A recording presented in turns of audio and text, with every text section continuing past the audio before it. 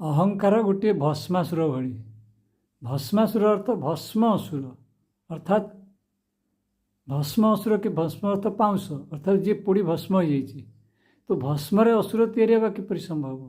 ତେଣୁ ଅହଙ୍କାର ବାସ୍ତବିକ କିଛି ନାହିଁ ଜିନିଷ, କିନ୍ତୁ ତଥାପି ସେ ଶିବଙ୍କୁ ବର ମାଗୁଛି ଯେ ମୁଁ ଯାହା ମୁଣ୍ଡରେ ହାତ ଦେବି ଭସ୍ମ ହୋଇଯିବ। ସେ ନିଜେ ଭସ୍ମ ହୋଇସାରିଛି, କିନ୍ତୁ ସିଏ ବର ମାଗୁଛି ଯେ ମୁଁ ଯାହା ମୁଣ୍ଡରେ ହାତ ଦେବି ଭସ୍ମ ହେବ। ପୁଣି ଶିବଙ୍କ ପଛରେ ଗୋଡ଼େଇଛି ତାଙ୍କୁ ଭସ୍ମ କରିବା ପାଇଁ। ଇଏ କିଭଳି କଥା, ଏକଥା ଚିନ୍ତା କରିବାର ଅଛି। ତେଣୁ ଅହଙ୍କାରର ବାସ୍ତବିକ ସ୍ଥିତି ନାହିଁ। ସେ ନିଜେ ଭସ୍ମ ହୋଇସାରିଛି। ସେ ଭସ୍ମ ହୋଇସାରିଲା ପରେ ବର ମାଗୁଛି, ପୁଣି ଆଉ ଜଣଙ୍କୁ ଭସ୍ମ କରିବା ପାଇଁ, ପୁଣି ଶିବଙ୍କୁ ଗୋଡ଼ଉଛି ଭସ୍ମ କରିବା ପାଇଁ, ପୁଣି ଫାଇନାଲି ପୁଣି ଆଉ ଥରେ ସେ ଭସ୍ମ ବି ହେଉଛି। ତେଣୁ ଏଥିରୁ କ'ଣ ବୁଝା ପଡ଼ିବ? ଏ ସବୁ କେବଳ ଆମର ସ୍ୱପ୍ନ, କେବଳ ସଂସାର ହେଉଛି ମନର ସ୍ୱପ୍ନ ମାତ୍ର, ଅବଚେତନ ମନର କଳ୍ପନା ମାତ୍ର।